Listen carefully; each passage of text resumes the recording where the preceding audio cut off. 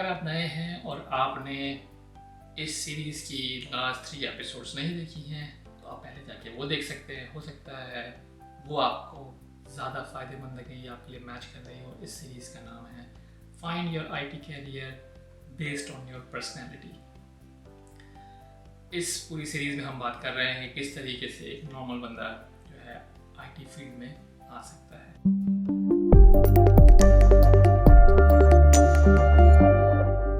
और ये इस सीरीज़ का आखिरी एपिसोड है, एपिसोड 4, और इस एपिसोड का नाम है द टॉकर। द टॉकर मेरे लिए वो लोग हैं जो बातें बहुत करते हैं और जिनको मज़ा आता है दोस्ती करने में, बातें करने में और कनेक्शन बनाने में। तो हमारे फील्ड में उनको कहा जाता है सेल्स वाले लोग, आईटी सेल या टेक कंसल्टेंट्स कह सकते हैं आप उनको। तो अगर आपको बेचने में मज़ा आता है या आपको बातें करने में मज़ा आता है या आपको एक्सप्लेन करने में मज़ा आता है चीज़ें, तो ये फील्ड आपके लिए बहुत अच्छी है सेल्स की। और सेल्स की फील्ड जो है आईटी के अंदर बहुत ही ज़्यादा कह सकते हैं आपके मुश्किल भी होती है, लेकिन साथ साथ इसके अंदर आपको फ़ायदा ये होता है कि आपको इनकम, आपकी सैलरीज वगैरह काफ़ी ज़्यादा हाई होती हैं बनस्बत दूसरी। उसके लिए मैं ये कह सकता हूँ क्योंकि इसमें आपको बोनस वगैरह बहुत मिलता है। तो अगर आप कोडिंग नहीं करना चाहते, अगर आपको कोई फिजिकल काम नहीं करना, फिजिकल काम में मज़ा नहीं आता या आपको प्रोजेक्ट में काम करने में, प्लानिंग करने में मज़ा नहीं आता, तो फिर ये जो चीज़ है ये मेरे ख्याल में आपको ज़्यादा सूट करेगी। क्योंकि आपको बातें करना बहुत पसंद है, आपको दोस्ती करना बहुत पसंद है, दोस्ती यारी करना पसंद है, बाहर जाके लोगों से खाना खाते हुए उनसे डिस्कशन करने का बहुत शौक़ है, तो ये बेस्ट चीज़ है आपके लिए।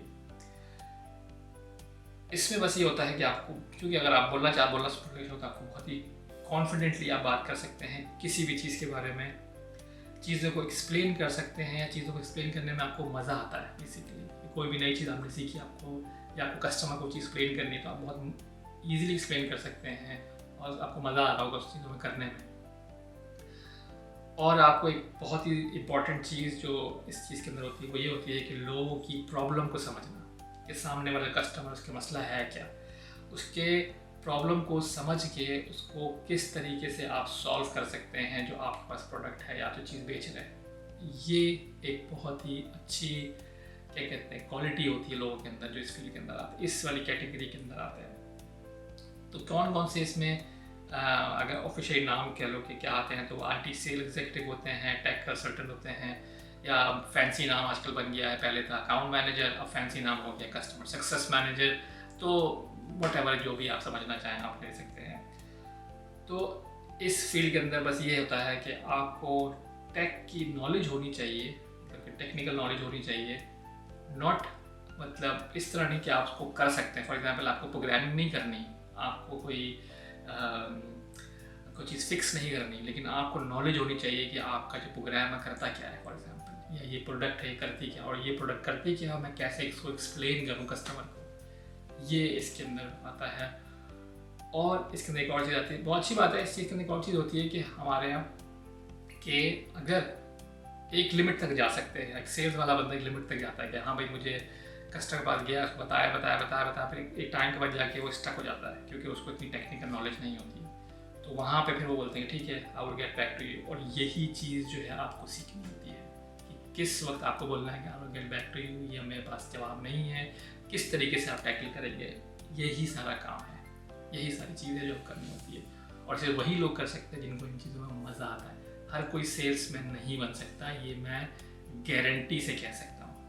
अगर कोई इंट्रोवर्ट है या कोई दूसरा बंदा ऐसा है जिसको मज़ा ही नहीं आता लोगों में बैठने में, तो कभी भी नहीं काम कर सकता। उसके लिए अगर वो लोनर है तो वो प्रोग्रामर बन सकता है बेसिकली, अगर कोई लॉजिकल थिंकर भी साथ साथ। ये बहुत ज़्यादा सोचने वाली चीज़ है कि कैसे आप हो कौन। अगर आपको नहीं पता तो आप सुकून से बैठो एक जगह और सोचो कि आपके अंदर क्या चीज़ें हैं और क्या चीज़ें नहीं हैं। तो अब इसके अंदर जो है आपको सेल्स वाले इसमें जो है बहुत से टूल्स हैं, CRM सिस्टम्स होते हैं different. For example Salesforce है या गिटहब है, या मतलब आपके पास होते हैं गेम साइट है, या मतलब मल्टीपल अलग अलग किस्म के रिसोर्सेज अवेलेबल हैं, CRM सिस्टम जो अवेलेबल होते हैं, जिसके अंदर आपको प्रोडक्ट्स के बारे में पता होना चाहिए। मैं ये बार बार कह रहा हूँ कि आपको पता होना चाहिए चीज़ों के बारे में, प्रोडक्ट के बारे में, उसकी टेक्निकलिटी के बारे में नहीं, प्रोडक्ट के बारे में कि वो क्या करती है, वो सास ऑफरिंग है, क्लाउड है, क्या है, जो भी है वो आपको करना आना चाहिए। फिर आपके अंदर बहुत अच्छी कम्युनिकेशन स्किल्स होने चाहिए, ठीक है। तो आप और मतलब किस तरीके से आप बंदे को, सामने वाले बंदे को भांपना आना चाहिए आपको कि वो क्या क्या चाहता है, क्या है। ये चीज़ अगर आपके अंदर है तो आप सेल्स में आ सकते हैं, IT सेल्स के अंदर, कि बहुत अच्छी फील्ड है। जो वही बात है कि स्किल्स कहाँ से सीख सकते हैं आप, स्किल्स वही है, यूट्यूब अवेलेबल है आपके पास, गूगल है आपके पास, इससे आप जगह देख सकते हैं, B2B सेलिंग चेक कर सकते हैं, सर्च करके देख सकते हैं कि क्या है। और जैसे आप एक है हब स्पॉट्स एकेडमी है, तो वहाँ पे आप CRM की ट्रेनिंग मिल सकती है आपको आराम से, वो आप जाके देख सकते हैं। तो क्योंकि टूल्स जो हैं, ये टूल्स सिर्फ और सिर्फ जो मैं नाम ले रहा हूँ, इन टूल्स का काम आपकी जॉब से नहीं ज़्यादा होता है। ये टूल्स यूज़ होते हैं आपकी जो प्लानिंग होती है, जो आपकी कस्टमर डीलिंग होती है, जो आप बातें कर रहे हैं वो सारे पंच इन करते हैं दूसरी टीम के लिए, दूसरी टीम देख सके इसके अंदर, और वहाँ से इन्फॉर्मेशन कलेक्ट करते हैं। हाँ, वो दूसरी टीम ने इन्फॉर्मेशन डाली हुई, तो ये चीज़ें इसलिए यूज़ होती हैं, समझ लें कि इंस्टेड ऑफ ईमेलिंग एवरीवन, आप एक टूल के अंदर इन्फॉर्मेशन डाल रहे हैं। तो बेसिकली ये चीज़, कोई टूल स्पेशल खास कॉम्प्लिकेशन नहीं होती इसमें, मगर हाँ थोड़ी डिटेल ज़्यादा होती हैं कि कितने का प्रोजेक्ट है, कितने पैसे लग रहे हैं, क्या की डेडलाइन है, कौन इन्वॉल्व नहीं है, कस्टमर साइड पर कौन है, क्या, वो सब चीज़ें उसके अंदर होती हैं, उस टूल्स के अंदर होती हैं। तो अगर आपके ये टूल्स आप यूज़ कर सकते हैं।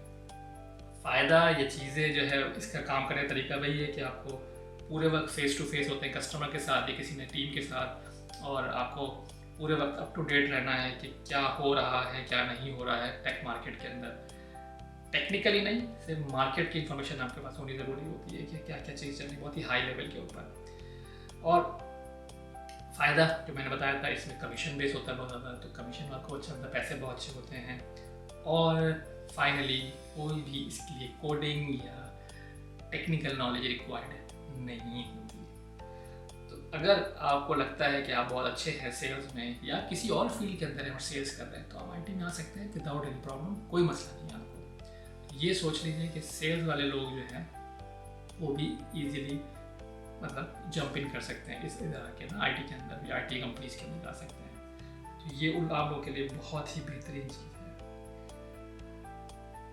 इसके अंदर आप कंसल्टिंग भी कर सकते हैं, सेल्स के अंदर सेल कंसल्टिंग जो होती है, कंसल्टेंट जो होते हैं, टेक कंसल्टेंट जो, तो वो भी कर सकते हैं, क्योंकि आप हेल्प कर रहे हैं कस्टमर्स की ना, कि फॉर एग्जांपल अगर दूसरे साइड पर बैठ के एक तरह कस्टमर, एक बंदा जो सेल करने है, दूसरा बंदा जो है वो इन्फॉर्मेशन दे रहा है, दूसरे साइड पर बैठ के आप काम कर सकते हैं, कंपनी से हेल्प कर सकते हैं चीज़ें बाई करने में, कि भाई ये प्रोडक्ट जो है आपके लिए सही है, ये प्रोडक्ट सही नहीं है, चीज़ें अच्छी होगी नहीं होंगी, या आपको यूँ सोचना चाहिए, यूँ सोचना नहीं चाहिए।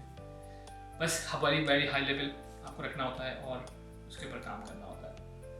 तो ये था मेरे चारों एपिसोड का 4 एपिसोड IT फील्ड के अंदर आने के लिए किस तरीके से आप आ सकते हैं। और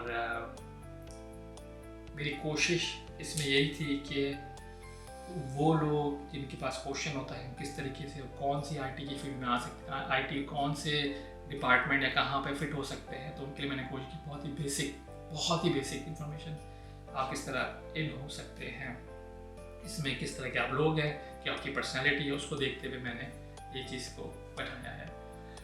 अगर मुझसे कोई इसमें गलती हुई है, आपको लगता है कि मुझे कुछ और इंक्लूड करना चाहिए था, आपको लगता है कि मैंने कुछ चीज़ गलत बताई है, या आपको लगता है कि कोई इम्प्रूवमेंट हो सकता है, तो बिल्कुल आप मुझे कमेंट से बता सकते हैं।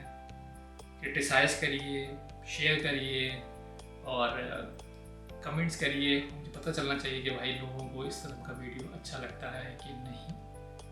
मेरी कोशिश है कि अगर ये लोगों को अच्छा लगा तो मैं इस तरह के और इंफॉर्मेटिव वीडियो बनाऊंगा, और कोशिश मेरी पूरी हमेशा होती है कि जो मुझसे बेस्ट हो सके मैं वो करूँ। बस आज के लिए इतना ही। अपना बहुत ख्याल रखिएगा, दुआओं में याद रखिएगा। हाफिज़।